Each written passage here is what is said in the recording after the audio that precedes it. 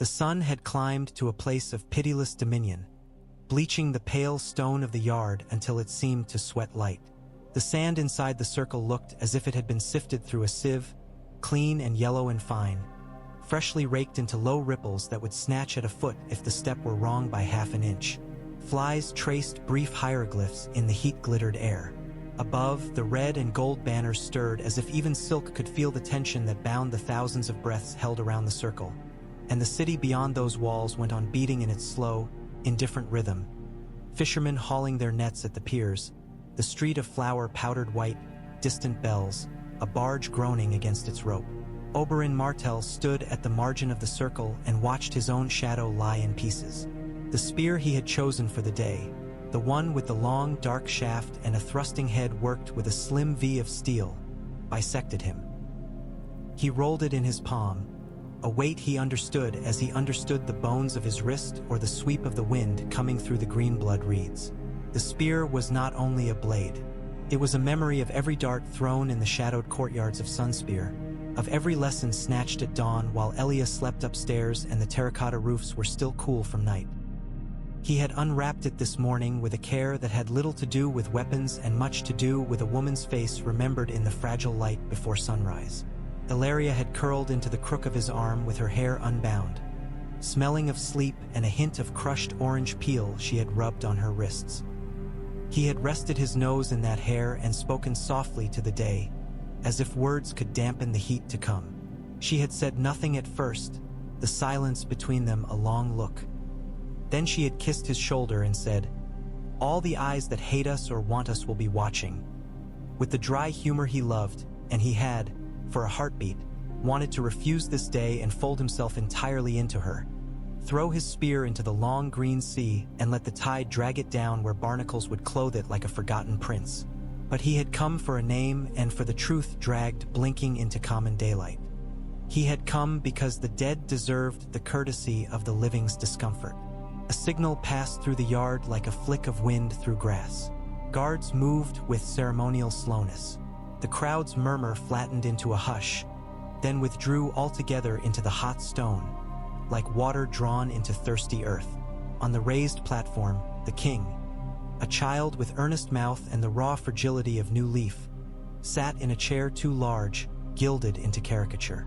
To his right, his mother had gathered herself into a thing of ice and knives. She held stillness the way a hawk holds the sky, poised at a height and watching for a twitch that would meaningfully decide an ending. To her father's side, the hand sat like a winter tree, bare, patient, unbending, gray with the knowledge that most storms are weathered by endurance alone. Fetching every ounce of the sun into the square like a mirror, the white sword commander and his fellows stood in their snow-bright cloaks. People spoke without speaking. People waited. At last the gate to the yard swung and the man they had come to see entered, each step a small quake beneath the sand. Gregor Clegane wore a suit of plate that made him into a tower with legs, a slab of iron animated by hunger. His visor was a blank that reflected the world back at it. A smear of color, the suggestion of a spear, many other men, a sky. His mailed hands hung at his sides until the squire, pale as unbaked bread, held up a great sword with both arms and pushed it toward him with a staggering devotion to duty. The mountain took it as if taking a loaf set down for him, and Oberyn thought of the first time he had seen a lion north of Ironwood, hot-breathed and dirty with dust, its mane thick with burrs and golden in bursts between the shade of thorn trees. He remembered how the lion's eyes had not been angry, precisely. They had been indifferent. The lion had no quarrel with the goats. It was only that a lion must eat. The sand felt ready under Oberyn's soles. He flexed his toes twice within his sandals, then stepped into the circle with a precise pleasure, allowing the spear's whisper click along the bronze ring to register as if it were a greeting. He neither bowed nor jeered, and he did not let his mouth shape the chant certain throats desired. Names were not charms. He wanted Clegane to speak one name only at the end, and he wanted the afternoon's light to fall upon it the way a priest's hand falls on a brow in blessing or in absolution. He met the slit of that visor and smiled with nothing of humor in it. The herald on the edge of the world cried out words. lawful words about champions and guilt and gods who watched men while feasting on indifference, and Oberyn barely heard them. He heard the steady breath in his ribs, the way it moved like the tide he had watched from the old palace when his father was alive, and he heard the memory of Elia laughing as a little girl with her hair in uneven plaits because he, impatient, had braided them himself like a band of reed. He heard the faint click of his spear haft tapping his palm and the metallic itch of the mountain's breath through the visor mesh. "Begin," the world said. The mountain advanced deliberately, sword raised not high but at a diagonal that promised weight. He did not charge, and that was its own kind of intelligence. He had learned over years that the lesser man flailed while confidence held position. Oberyn answered that measured step with one of his own that did not bring him closer so much as altered the geometry between them. He moved to stand where the sun would glint upon the slits of a visor at a painful angle. He shifted to a place where the sand ran just slightly softer. To an eye unused, he looked to be circling. To himself, he was tracing a series of lines that would turn space into a net. Clegane's sword came at him in a waist-high sweep intended to test the reach of the spear and the man's appetite for risk. Oberyn slid aside with the ease of a dancer who had rehearsed the move until his ankles sang with it, and he let the spear's head kiss the outside seam of that plate, enough to make an audible ping that reached the lowest row of the stands and made some boy flinch in vicarious delight. He did not recoil. The spear remained in the space it had taken, occupying it like a polite guest in a parlor. Then he stepped again, this time a crisp hop over a ridge of sand the rake had left, and brought the butt of the spear around in a swift hush, aiming at the back of the knee where plates meet and whisper secrets of vulnerability to those who listen. The mountain turned quicker than his size promised, catching the strike on his greave with a squeal of iron across iron, and answered with a jab as graceless as a shove in an alley but twice as lethal. Oberyn went low, wine-soft, and snake-quick. The tip of the sword sliced the air where his chest should have been, and the gust of it lifted the hair from his throat. He tasted dust, metallic as blood. He rolled and rose and stabbed for the space beneath the arm that must be, the spear sinking through a gap that all armor is obliged to host, a courtesy to the human within. There was a sound like the first notch of a chop through a thick branch, and then a deeper sound, a body's refusal. Clegane's bellow filled the yard. Some crows startled from the red keep's roofline in a black smear. Oberyn withdrew at once, not lingering to watch, not dancing closer in triumph. The spear came out red in a sheet that the heat turned into little black threads almost immediately, and Oberyn pivoted as the great sword chopped into the sand where he had been standing, grains leaping in a spray like fish. He did not speak because he had nothing to say that would lengthen life or shorten it. It was enough that the thrust had gone where he had intended it to go, into that cavern of meat beneath a man's arm where breath must pass if a shoulder is to lift. He would not rely on one wound to tell the day its own story. Men like Clegane were not men so much as stubborn manifestations of appetite and force. They died slowly because for so long they had known how to refuse.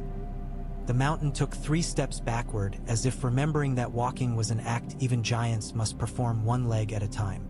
Oberyn kept the distance he wanted and set the spearhead to circle in small, tight loops that promised and did not deliver. With every half-second he measured the sound of the man's respiration, wet now, complicated by something inconsonant scratching inside.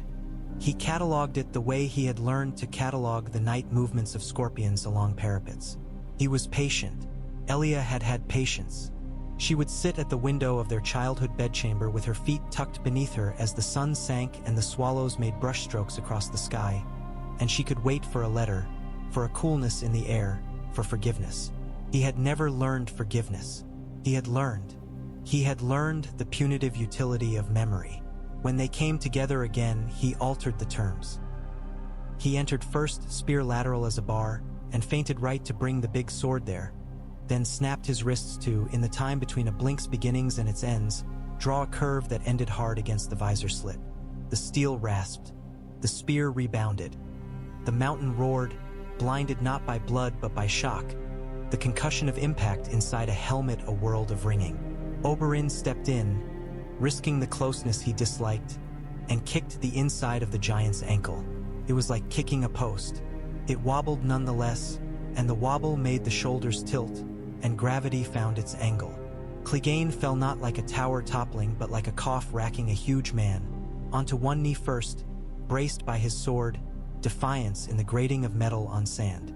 Somewhere up above, a woman gasped, sharp as breaking pottery.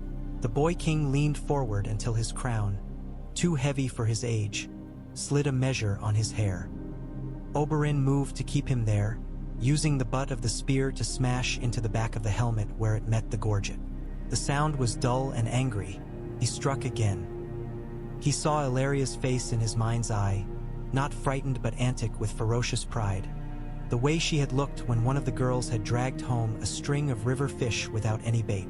He smelled orange blossoms. He smelled the iron heat of a body pushed to the brink of what it had learned to withstand. The third strike made something give, a short collapse.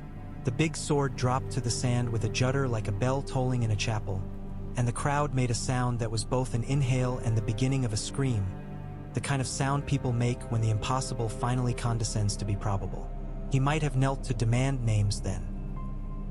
He might have dragged the visor up by its ridge, might have pressed the spear tip to the thick tongue of flesh pulsing at the man's throat and demanded that he speak of Elia and of little skulls and of orders intoned across a map while bread was eaten.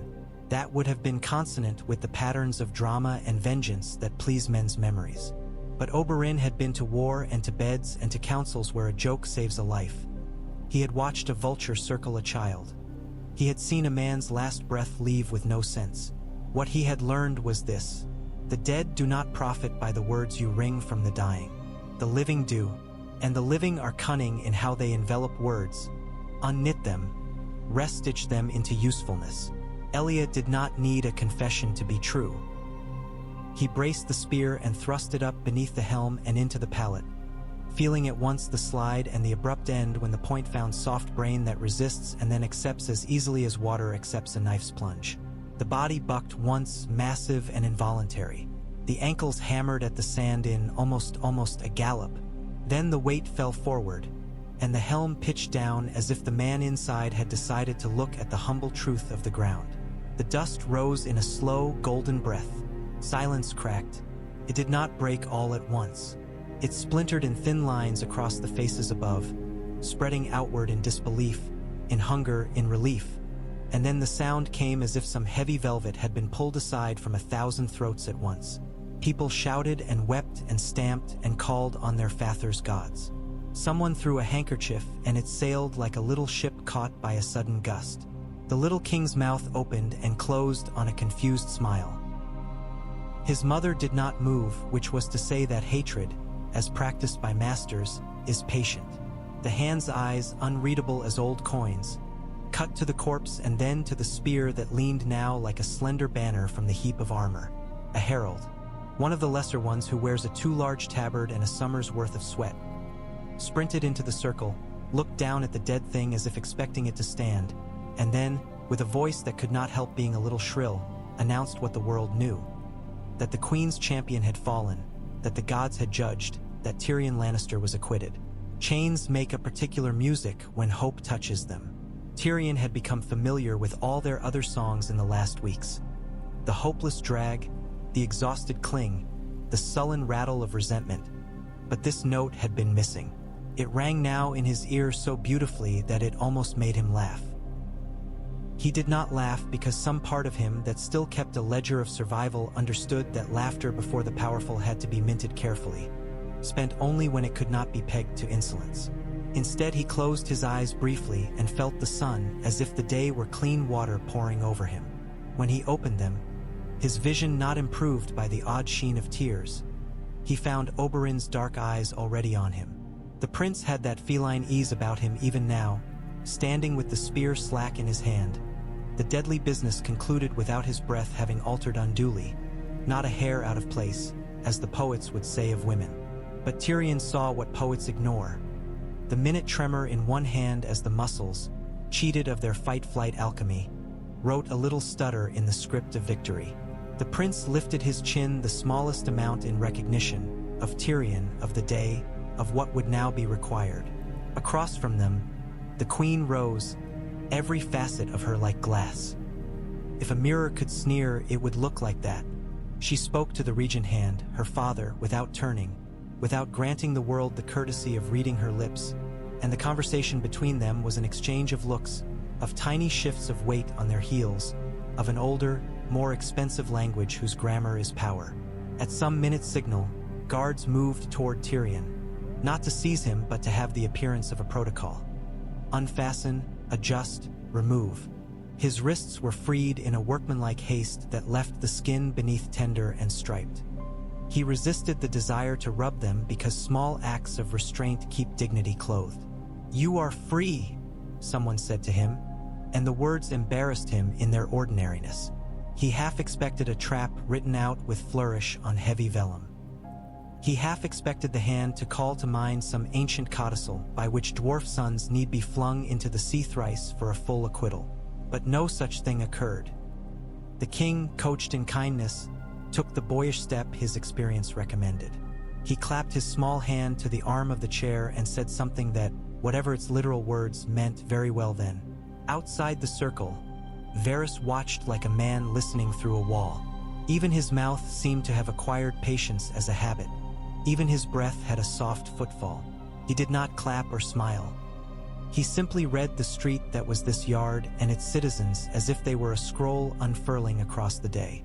Somewhere in that vast map of inference and tactless truth, he began to move pieces none of the cheering men and women could see, if only by the activated thought that says, "Now this, now that." Oberyn withdrew his spear and handed it and the visor-dented helm to one of his men with the same absent formality a bishop might surrender a crozier at the door of a chapel. The corpse that had been the mountain sprawled like toppled fortification, hot enough still to ripple the air above it. Qyburn, who had no place on the platform but had somehow found himself there, leaned forward as if he could smell some opportunity rising off it like steam. Clegane's squire stood with crushed lips, his adolescence abruptly longer. Ellaria came down the stairs at last, accepted the formal barrier offered by 2 gold cloaks, and stood with her hands clasped as if at vespers. When Oberyn reached her, she did not fling herself at him as some might have liked for the show of possessive tenderness.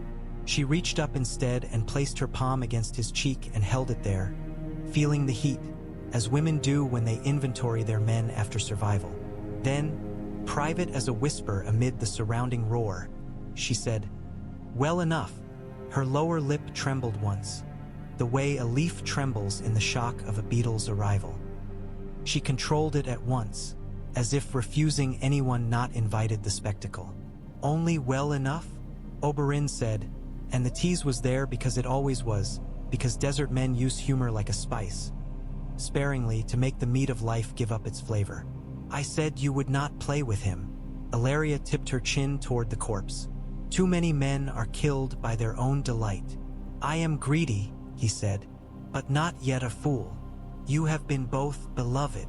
Her eyes softened and then sharpened with intent. "He is dead, but the dead are rarely the end of trouble in this city."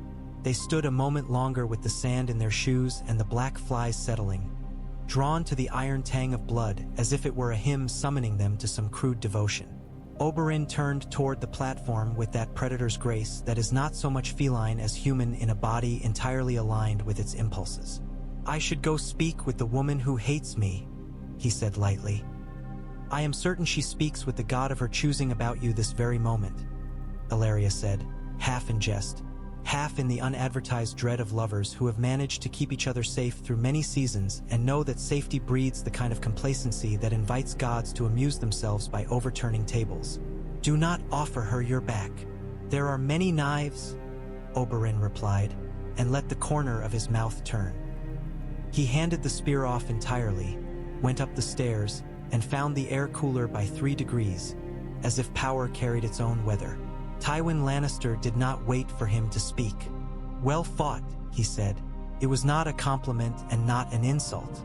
It was an observation of the kind men like him make to their hawk when it returns with its eye bright and a rabbit dull in its talons. Oberyn considered the line of the older man's mouth, the pale of his skin at the temples where the sun has been less permitted. "I made no dance of it, if that's your present fear," he said. "I had no wish to test my luck." "Luck?" Tywin said, with a dryness that made the word a seed husk tasteless. "You have your victory. My son is acquitted." "Our son," Cersei said, her tone so light it could have been mistaken for a plaything. Tywin did not look at her. His look remained on Oberyn, and that look was the heavy silence that accumulates in old houses when the last of the servants leaves and the heir returns from a long war. "Justice is an uneven scale," Oberyn said. "Today it tilts to one side. Tomorrow it tilts to another. I have come to teach the scale to prefer truth." Cersei lifted a brow. "The truth as defined by Dorne? As defined by scars," Oberyn said. "They tend to be precise historians. My champion's death has satisfied your personal grievance, Prince Oberyn." Cersei's voice did not know softness. Even her sorrow had a mineral sound. "Leave my family out of your pet crusade. If it were a pet, I would spoil it and let it asleep at my feet," he said. "This, my lady, is no such mild animal." He let his gaze pass to the boy, who sat with his fingers pressed into the wide arm of the chair with a concentration that reminded Oberyn of children's games in the long Dorne afternoons. Tommen lifted his eyes to meet the prince's, and what lived there was hope and confusion and the appetite to be good. It moved Oberyn in a way he did not care to advertise. Tywin spoke before Cersei could poison the air further. "We will, of course, honor the judgment. Lord Tyrion is released. As for your presence at court, Prince Oberyn, I would prefer that your desire for truth not unhouse the kingdom's need for composure." "I can be very composed," Oberyn said. He smiled. "We can talk about composure over supper, if you like, or over a quieter thing. I have a very fine bottle from home. The color is neither red nor white. It is the color of sunsets when the wind comes off the sea." Tywin's eyes never flinched. "My congratulations to Dorne," he said, as if reading from a card at a funeral. "The corpse will be removed." "It is a large one," Oberyn said, and turned away because he had no intention of standing in the heat where Cersei breathed longer than pleasure dictated. Tyrion lingered in the yard as his wrists were reconsidered by his hands. Jaime stood an arm's length away, the white of his cloak casting back so much light that Tyrion had to shade his eyes. For a long beat, the elder brother looked at the younger not as murderer or scapegoat or problem, but as someone who had once fallen from a wall and laughed despite the pain. Family has a habit of breaking itself and then remembering the first shape too late.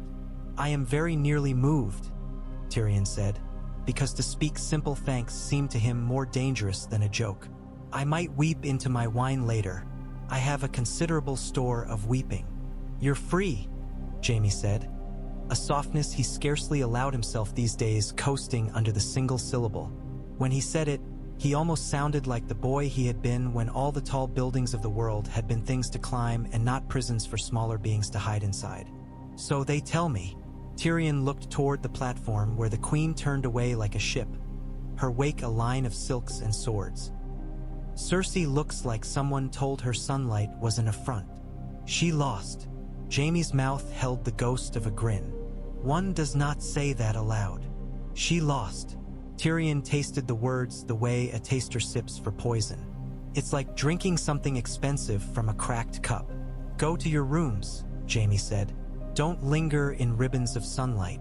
Don't go parading around the yard like a partridge who beat a hawk." He leaned closer, and the scar that had become his second face caught the light in a way that made other men look away. Tyrion did not. "Father will want to see you." "I assume he always wants to see me," Tyrion said. "He wants to see me gone, see me buried, see me married to someone who will stand me on a shelf in a tangle of ivy." Jaime let out a breath that was neither amusement nor rebuke. "Take the victory and get out of the sun." "Sound advice." Tyrion applauded without clapping. "I might follow it, since nothing else has done me much good." As he turned, Varys slid into his path like a shadow acquires substance. "My lord," he said, and the small bow he gave owed nothing to the crown and everything to the man. "I am overjoyed that the gods have favored your innocence." "The gods are little men with big chairs, Varys," Tyrion said. "They take petitions and frown." Today, one of them smiled at me. Smile back carefully, Varys said. Perhaps you will come to see me, when you have washed and had a better wine than the yard provides. Perhaps I will, Tyrion said, because Varys trafficked in maybes, and he was in no mood to throw yeses like seeds in a starving field. Still, he clapped the eunuch's shoulder lightly, as one might pat the secret panel that opens when pressed just so.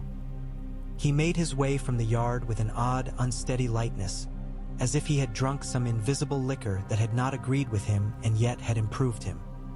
People gave way not in contempt now, but in that cautious fellow feeling men have for another man who has been at the cliff's lip and returned from it. One or two even nodded. Tyrion had learned to count these nods as coins. He would spend them carefully. On a balcony far above, Queen Cersei watched his passage as a hawk watches mice on a field, though she would have bristled at the comparison. She did not see mice. She saw, over time, shifting pieces on a board that had never allowed her to be a knight, and so had made her a kind of queen whose power depended upon the subtle punishments she could recruit the world to impose. She turned and, forsaking the solicitude of courtiers, walked into the cool dimness of the corridor where Qyburn waited with the thoughtful look of a man contemplating an unusual plant. "Can he be saved?" she said, and for a moment a child lived under the question. A child who wanted the devouring father thing made to stand again, to scare away other monsters. Then she caught herself and said, "Is there anything to be done with that carcass? I am told you have a special curiosity for the properties of ends." Qyburn tilted his head slowly, like a man measuring a length of linen without a marked yard. "The wounds are decisive," he said. "The spear's point found the house of thought, but there are fractions of opportunity. A strong man's body is a map full of side roads. Most of those roads lead nowhere useful after certain hours. Some can be made into bridges. With your leave, I will take him into a private place and attempt to see whether any bridge can be built that would serve your grace." "Serve me, or serve you?" Cersei asked, because she was not a fool even if men mistook her for one as often as it suited them. "In the best cases," Qyburn said, eyes mild. "There is no difference." She held his gaze a long beat and then flicked her fingers. "Take him," she said, weary as if she had walked a long way and found the house she was going to full of people she disliked. "Use what you can. I will pay a price if it makes sense to me. If it does not, you will pay yours." "As you command," he said and bowed, and his humility was as deliberate as any arrogance in the realm. Oberyn and Ellaria walked the shaded paths of the keep's gardens, the day temporarily gentled by fountain spray and the low rustle of leaves with their undersides turned to the sun. In the corner, a statue of some long-dead queen stretched both arms as if balancing invisible burdens. The prince touched the smooth marble of a shoulder as one might greet an old acquaintance encountered in a city far from home. "You did not have him speak the names," Ellaria said at last. Some in the stands were disappointed. They came to hear a litany and be purified by it. "They came to watch someone else bleed for them," Oberyn said. He took a fig from a dish set out as if nothing at all had happened in the day beyond any day. He split it neatly with his thumb and handed the sweeter half to her. "A confession in that yard becomes a story in a wine shop by evening. By morning it is 2 stories. By next week it is a song with a chorus and a gesture. None of those stories will make Eliah's bones rest any easier. The dead are quiet in their demands. It is the living who are greedy for words." "Are you saying you have abandoned words?"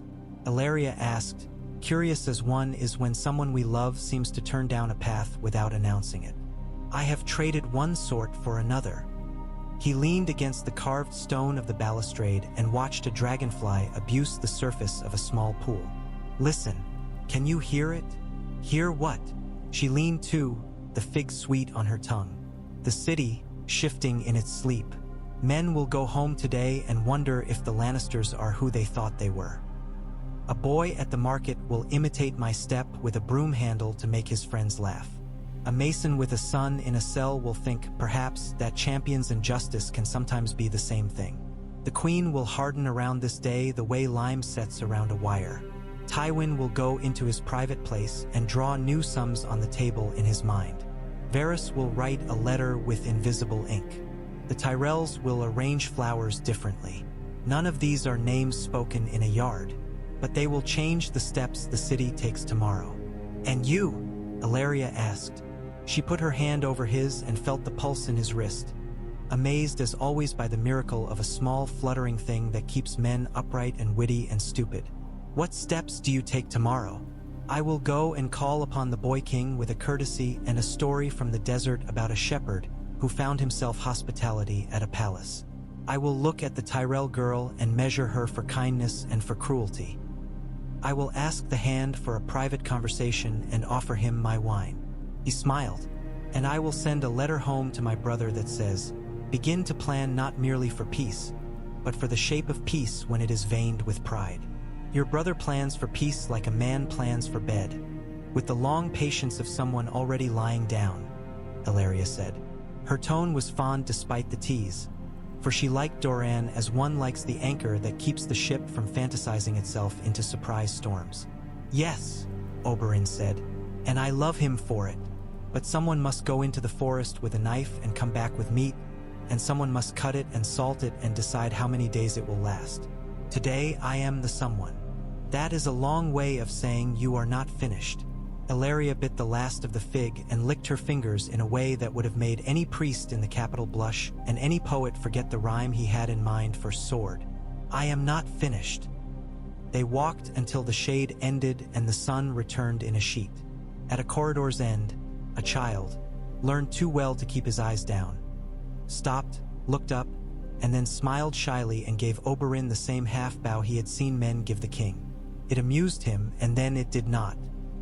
He watched the boys retreat, memorizing the scuff of dirt on the hem of his short tunic, the way a big toe pushed against the leather thong of his sandal. There are afternoons that fix themselves to a life in these small pictures. He tucked this one away carefully. Not everything need be used for war. Tyrion's rooms had been stripped of their jury-rigged indignities. Someone had put the bed back together with an eagerness that suggested a wish for a tip.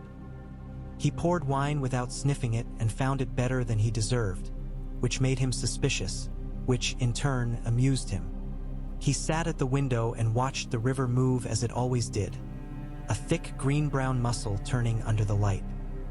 He found that his hands wanted to go to the old habits, jokes made out of scraps, little performances that had, over years, become armor. He disallowed them for an hour. He braved silence. In silence he saw his father's mouth form verdicts. He saw his sister at 10 years old with a face that would have been beautiful if not for the contempt already threaded through it. He saw Shay smiling with that easy, animal contentment he had mistaken for affection because he had wanted to. He did not flinch from any of these. He would drink later. For now he made a list. After an hour, there came a footfall neither obsequious enough for a servant nor heavy enough for a guard. He knew it before the door opened and Jaime stood in the frame uninvited, because brothers learn each other unavoidably. We should talk, Jaime said. We should, Tyrion agreed. But do you ever notice, brother, how often that sentence introduces an hour that would have been better for a nap?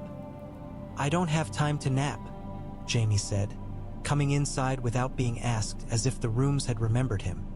He sat not on the chair but on the wide ledge of the window with his legs stretched out, braced by his palms. He had found a way to make idleness iron somehow. His new hand gleamed uselessly. Father will not be pleased. This is my shocked face, Tyrion said, and to his annoyance, Jaime smiled. I could not find you at all for years, Tyrion said after a moment, the words coming against his wish for deflection as water comes against a boulder and makes its way anyway. And now here you are, sitting on my window, with the city arranged like a tapestry behind you. How did we get here? What is the string you pull to unravel us? Don't pull, Jaime said, surprising him. Let it sit. Let it be a tapestry a while. It won't hold. No, Tyrion agreed. Nothing does. He waited to see if Jaime would say the other thing. The thing that had been pressed like a sprig between the pages of many years. He did not. Jaime was good at not. Stay away from father, Jaime said instead. Just for a day or two. Let him find the shape of this loss without your face near it. Is it a loss? Tyrion asked. He retains everything that matters to him. His name, his seat, his capacity for disapproval. He lost, Jaime said, with a bluntness that in others was crudity and in him had the grace of a sword well swung. He hates it. He remembers each such day the way priests remember holy days. He will mark this one with a black stone in whatever little temple he keeps inside. Tyrion raised his cup in a negligent salute. Then to holy days, he said, and drank, and felt the wine burn like a winter's needed heat. If you must see someone, see the spider, Jaime said, rising, his cloak whispering. He will tell you when the ground will tilt under your feet, so you think it is your idea when you leap. You do not approve of him, Tyrion said, amused. I approve of him when he is far from me, Jaime said. He paused at the door. It was good to see you stand in the sun and not die. It was good to stand, Tyrion said, and then the door closed and left him with the river again and the long companionship of the next thought. In Sunspear that night, a breeze came off the sea with a salt that made men think of healing. Doran Martell sat with his feet wrapped against the ache that never left him. Areo Hoda stood with that patience that looks like oak and is, in fact, a man. A messenger had come with the day's news and had been fed with a cook's generosity and sent to a mat to sleep the sleep of men who have run through heat until their tongues cracked. The Prince of Dorne read the letter for a third time, though he could have recited it. Oberyn wrote with a hand that did not waste drama. He had always been able to make a list sound like a love poem when he wished to. This list was spare. Gregor Clegane dead. Tyrion Lannister acquitted. Stay your hand where it can be seen. Prepare a hand where it cannot. Doran closed his eyes and saw in imagination the yard at King's Landing. The glint of cruel light on steel. Oberyn's shoulders held a certain way as he slid. He felt a pain that owed nothing to his feet. He had lost a sister and had done nothing because sometimes nothing is the only way not to lose more. Today he gained a day he had not guaranteed. He took it with the swallow of a man who takes medicine. We go slow, he said to the empty air, and Areo, because his life was to be the audible echo of such thoughts, said, We go slow. Send to the water gardens, Doran said. Tell them to take the children down to the shade by the lower pool and let them splash. Tell them to give them oranges to tear into with their fingers. It may be many months before I can make the city remember it is good to be children. We will make one day so.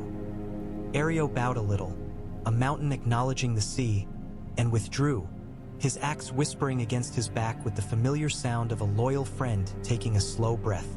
Myrcella Baratheon, though the blood in her veins was anybody's argument, stood near the lattice where the palm's shadow made a net on her face. She had learned to love this place not because it had made any effort to flatter her, but because it had left her be. In King's Landing, love always came wrapped in someone else's intent. In Dorne, love came wrapped in heat and peeled itself as the day did. She had news too, traveling more quickly in rumor than letters, as news does when it is more interesting than breakfast. She folded her hands and thought very hard for a child. She thought of her uncle's narrow, laughing eyes and then of her mother's anger in a room that smelled of crushed rose petals and old beeswax and fear. She thought, for the first time with a kind of courage, that she might one day have to say no so completely the word would become a place, and she would live there, and from it direct the kind of life that is not all trap. If the day opened one door in King's Landing, other doors, 1,000 little doors no map draws, shifted on their hinges. In the evening, Oberyn went alone down a corridor lined with tapestries that told lies about lineage and triumph. He carried no weapon. He had not come to stab a story. He had come to move a stone in the wall 1 inch.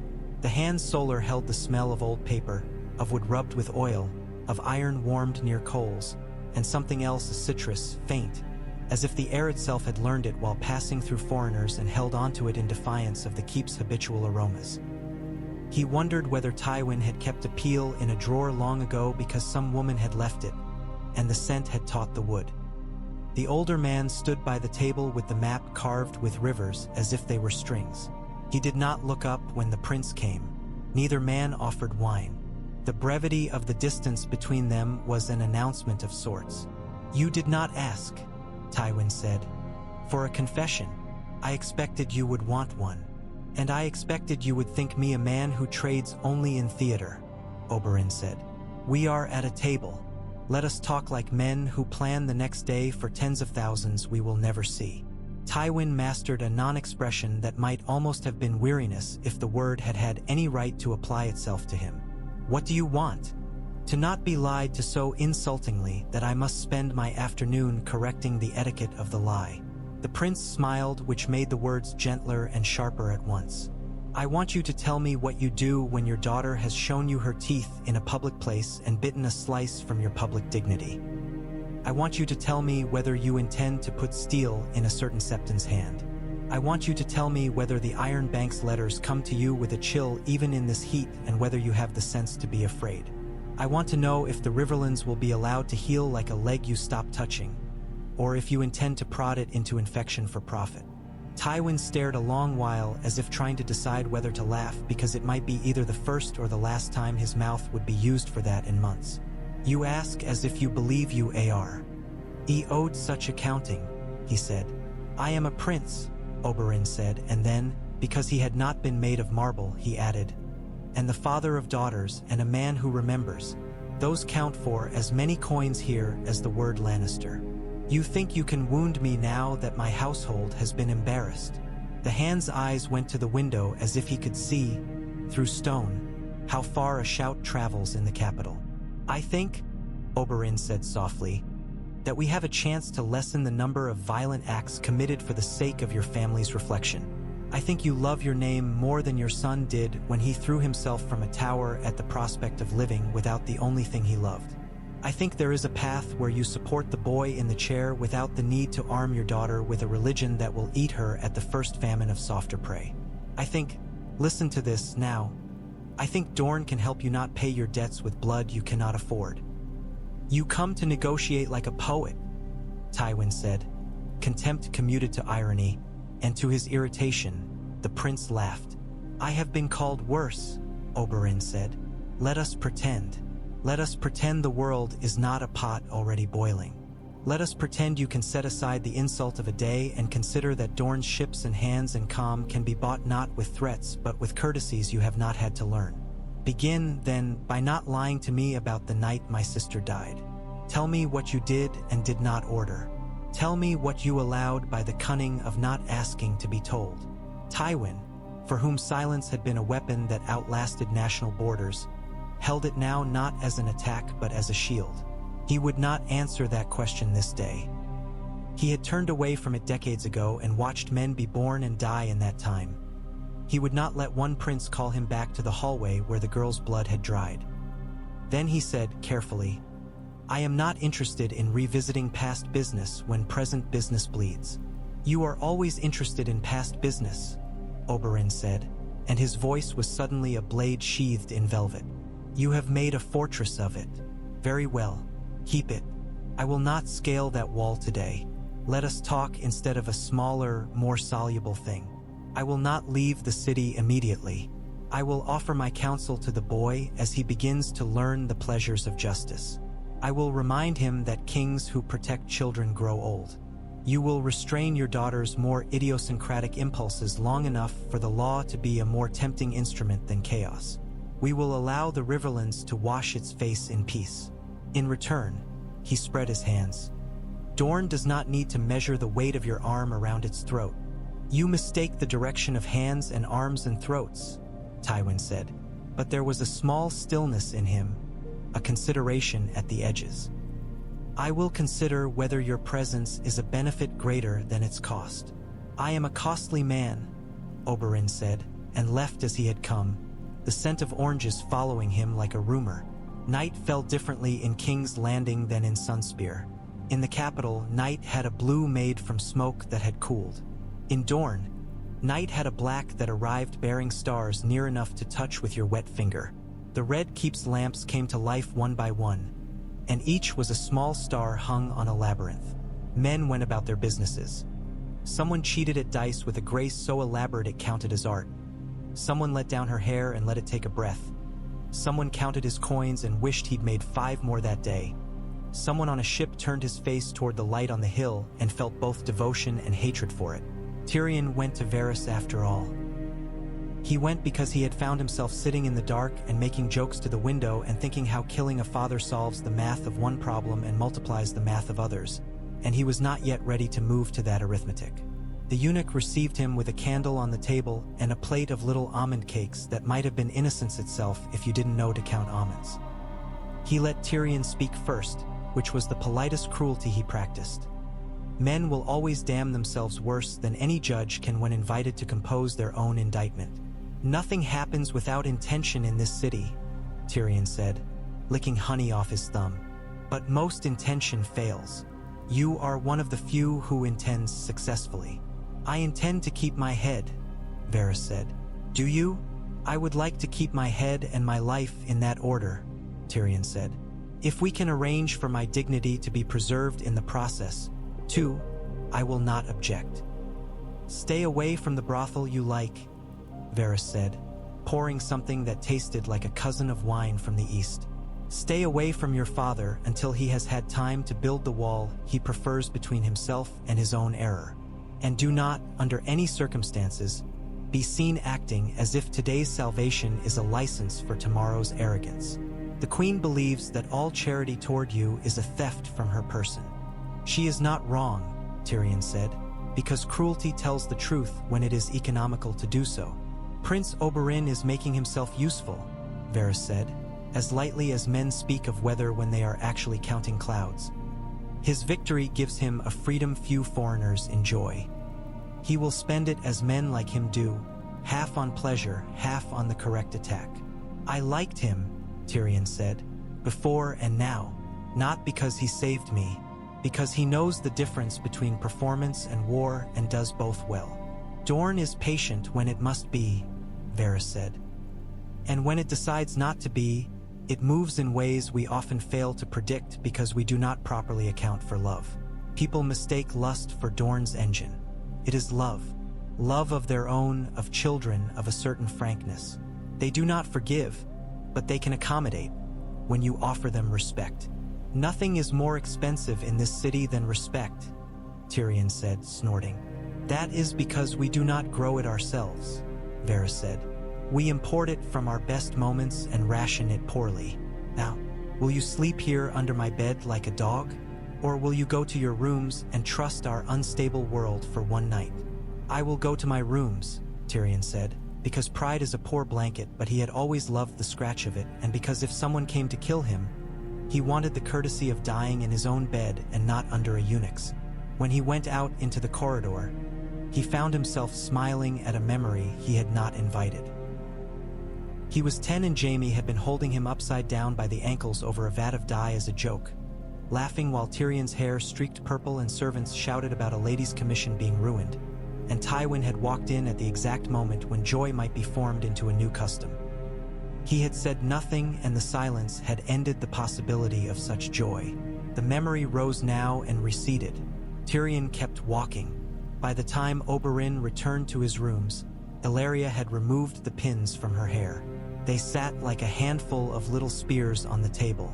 She was speaking to her own reflection with pursed lips, practicing some expression she meant to use at a supper, and when she saw him behind her, she abandoned any vanity she had and turned fully to face him. "The city is a beehive," she said. "Everyone has a news. Most of it is stupid." "That is the usual ratio," he said. He took her hands. The day's adrenaline had withdrawn, but the body always demands payment for such loans. He felt the tremor that had run through the whole of him placed now in his lower back, in the minute muscles that hold a man upright against the lie of ease. He let himself sit with it, let himself be, for this hour, the animal he was. "Has the hand admitted anything?" Ellaria asked. "Not today. He guards his memory like a miser. It has paid him too often." "Then what?" "Then we do what we have been doing since the sun first burned a mark into my shoulders," Oberyn said, settling next to her and letting his head tip to rest on her shoulder. "We love those we love, and we look for where the door might be opened by the gentlest touch. We find the hinge. We find whether it is rusted. We carry oil. And if the hinge is only for show, she murmured, her cheek resting against his scalp now, the tenderness like a kite on a calm day, not pressing, not requiring, only present. "Then we kick," he said, a little smile despite the weariness, and she laughed in a way that undid the day like the unfastening of a difficult dress. Later, when the lamps were out and the day resided in memory with the smell of iron and oranges, Oberyn lay awake and let exhaustion pass through him and leave him unclaimed, and he thought of Elia not as a saint but as a sister who had once thrown wet linen at him and splashed him on purpose.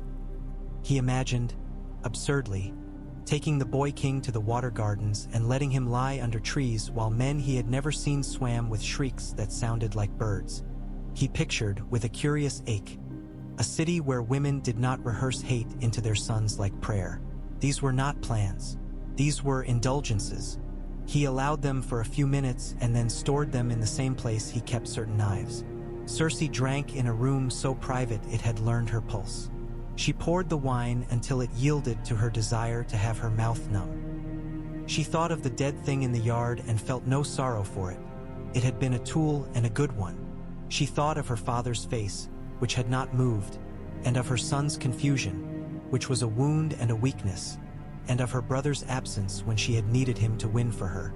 She thought that she would go to the Sept tomorrow and imagine a world where fools in hair shirts would enforce purity for her because she did not have the brute to do it herself.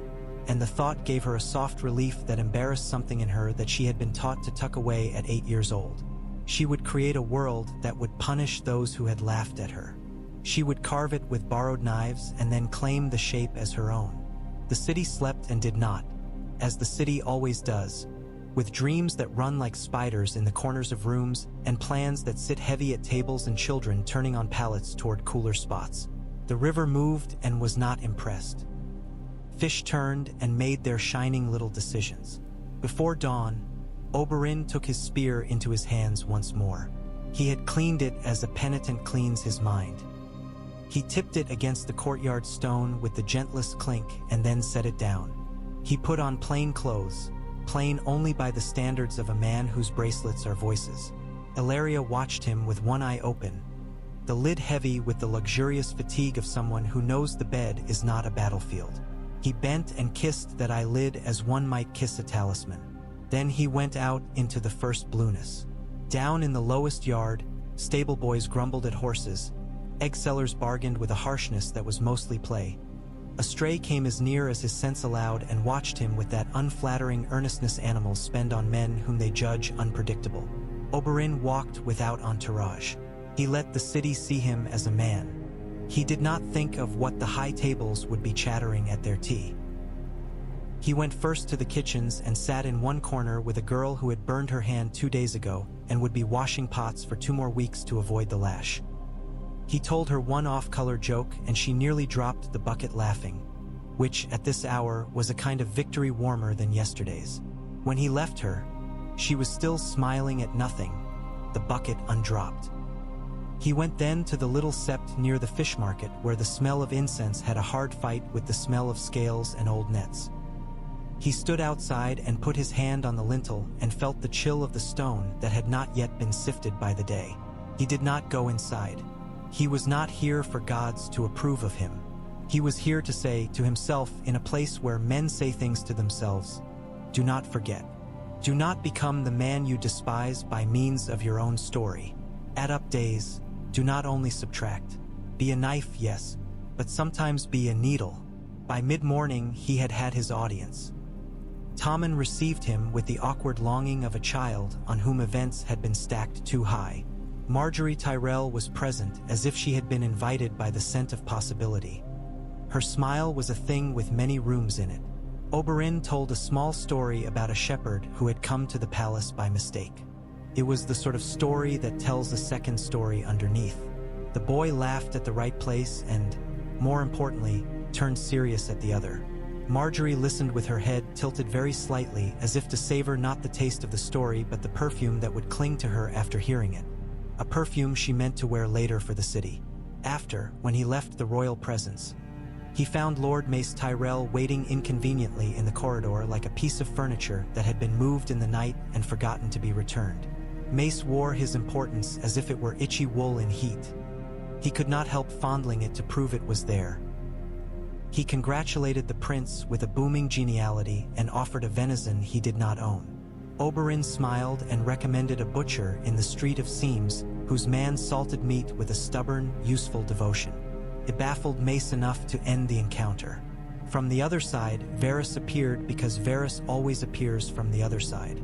"You have many admirers this morning," he said. "It is a crowded city," Oberyn replied. He gestured with the faintest of lifts toward the Queen Mother, who had turned a corner and was heading toward them with the rigid nobility of someone performing not for the corridor but for a crowd of imagined jurors. Cersei stopped before him. She saw no need to hide the temperature of her regard. "You are very pleased with your day, Prince Oberyn," she said, each syllable like a coin placed precisely on a table. "I am alive," he said. "That pleases me. Life does tend to. My champion lies dead," she said. "There are others," he said. She took a breath. It was small. It suggested a storm withheld. "You will not threaten me and mine in this house." "Only with courtesy," he said, and bowed a fraction deeper than politeness required, which is as keen a blade as any. And he went past her and knew, with that calm that settles after a fever, that the day had chosen him for trouble. He did not mind. He looked out a window at the city spread and saw the pale line of the sea at the far end of it, flat as a knife, and he thought of a time when a boy had stood on a different balcony squinting into a different light and sworn to never allow some things to be considered nothing. He thought that perhaps, for once, he was exactly in his rightful place, and that Elia, if she were afforded any glimpse, would be as satisfied with this as she would have been with any blood spilled. Not because it brought her back. Nothing did. But because it insisted on a future that remembered. By afternoon, rumors multiplied like fish eggs. A drunk in the Mudgate Tavern swore he had seen the mountain twitch on a cart, while hours later a seamstress told a careful story of how the prince had whispered a word in the queen's ear that made her face change for a heartbeat. No one could agree on the word. A gold cloak explained solemnly to a butcher that he had guarded the prince at supper and had witnessed him drink nothing, thereby implying immunity to poison that other, lesser lords lack. A girl put a flower on a step where Oberyn had set his foot and then giggled into her shoulder when her mother scolded her for foolishness. All of these were true in their way because they were how a city breathes a man and then makes him into what it needs him to be. At night, in the basement of a house that prided itself on never having more than 3 customers and one of them always the same, men with clean hands who wore no sign discussed the Riverlands, the price of barley, the possibility that certain Sellsword companies could be bought and turned to honorable names for a season. They used the prince's victory as a coin to buy their own courage. This is how change travels, on the piggyback of stories that other men have sweated to make. In his rooms, Tyrion slept for the first time in a long while without dreaming of being buried alive under a courtroom made of the heads of men who had laughed at him. He woke at dawn with a clarity that hurt and then helped. He washed himself and looked frank in the mirror, with no repartee. He said, to the man in the burnished metal, "We are not safe, but we will not be stupid." Then he went to find his brother again, because even if no confession was offered, the world needed accounting. He still did not know why Shay had been where she had been. He still did not know what he would do when he knew. He felt the old furnace starting in his belly and told it to keep its heat for a day when the chimney would not smoke and alert the world. On the 3rd morning after the duel, ravens went in 3 directions from the keep with letters in 3 different hands. One terse and signed with a sun and spear stamped in red wax. One elegant and scented faintly like rosemary. One with a sharp military scrawl. The first went to Dorne and took the usual time and arrived with dust on its body that a child brushed off with reverence. The second went to the Reach and made Marjorie's grandmother purse her lips and smile with poisonous amusement. The third went north and found a lord who had learned to make his face into frost even in summer. The mountain under a sheet in Qyburn's Unchurch was not a man and not a myth yet. It was a question. Qyburn leaned into the question with the same curiosity other men reserve for lovers. He actually hummed, as he worked because love finds its song. In the water gardens, children leaped into shallow pools and made the sun break itself on their backs. Myrcella raised her face to the spray and laughed, her eyes closed. She looked like herself. A guard watched and remembered a daughter he would not see this season because the river flooded 2 fields and the path is uncertain now, and he did not begrudge the girl her laughter. He counted it as a good to be preserved if he had anything to do with it. In the red keep's small council chamber, flowers arranged by hands that understand politics were placed with a care that made men feel for a moment that beauty is common. Mace Tyrell pontificated. Pycelle produced phlegm and a few facts. Varys said very little and thought a great deal. Oberyn watched and made a small sound only once, when Tywin dismissed an anxious report about grain with a flick of his fingers and a mathematically correct assertion about stockpiles and supply. The prince's sound was not a dissent. It was a note to self. He would visit the granaries. He would touch sacks. He would look at ledgers with a man in a leather apron. He would not trust numbers that did not smell like wheat. When noon came, he walked out of the chamber and let the sun press its hand on his head. He thought of Elia again because noon brings out old ghosts just as strongly as midnight does. He let the thought pass, like a merchant letting an expensive cloth slip from his hands back onto the pile. Not because he did not desire to buy it, but because he had decided to buy something else first. There are days when the world announces itself to a man, when everything he sees is a sign. On such days men become fools or prophets. Oberyn tried not to be either. He tried to be a knife in a sheath and a needle in a basket and a memory with teeth. He walked the city and let it learn him for a while. It was a prudent courtship. In the courtyard where the glassmakers take their lunch, he sat with a man whose eyebrows had burned away years ago. He asked questions and listened to prices and learned the name of a boy who had fallen from a stair because the rail had been worm-eaten. He thought about rails and worms and boys and about kings who could fix rails and feed dogs who would not let worms have their way. He thought that if the boy king could be taught to love these little solutions, he might live long enough to not be convinced by big, dramatic ones. He kept his head as Varys had advised. He was careful with crowds. He took small streets.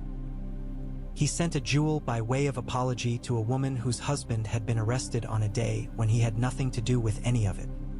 He slept a little and woke in the small hours to a far sound of laughter that could have been cruelty or joy. He did not get up. He learned the limits of the day. He let the city breathe a little harder without him. On the 7th day, he went once more to the platform to watch the boy make a judgment. It was a matter involving a fishmonger's stall and a nobleman's carriage and an unfortunate old man whose leg had been broken 2 years ago and had never learned to be a leg again since. The boy listened. He looked at his mother once and away again, and he looked at the loud, earnest prince from the south and found in his face not an instruction but something like a held breath. He made a decision that was low and just and as uninteresting to a bard as good bread. Oberyn nodded once, almost imperceptibly, and the boy saw and sat a hair taller in the chair that always wanted to swallow him. Not all victories are spears through a pallet. Some are nods at a boy. Some are figs shared by a fountain. Some are the deliberate patience of a man who wants to rip a wound open and instead goes to the baker and asks how much flour is stolen along the road before a loaf finds a mouth. It is, after all, the slow arithmetic of empires that decides the shape of children's spines, straight or bent. In the cool of the evening, Ilaria strung beads for a girl in the kitchens who had never had beads. Oberyn watched her fingers move with that practical magic that turns small luxuries into assurances. We see you. We have time for you. Not everything is decided by swords. He thought of the sand snakes, their laughter and their cruelty and their loyalty, and he felt the familiar, unresolvable tug between wanting them near and wanting them far from any court where men turn girls into the arrows they launch when the quiver of argument empties out. All of this, on some ledgers, would be placed under the heading aftermath. But aftermath is merely another word for the shape of a day when a different man made a different choice in the half-second where most men insist upon repeating themselves. The mountain lay now in whatever dark Qyburn had arranged, a question slowly turning into a myth or a monster depending upon whose bed you share. Tywin stacked his stones into an edifice that he believed would not sink if men prayed to it enough. Cersei sharpened her grief into edicts. Varys measured the long curve.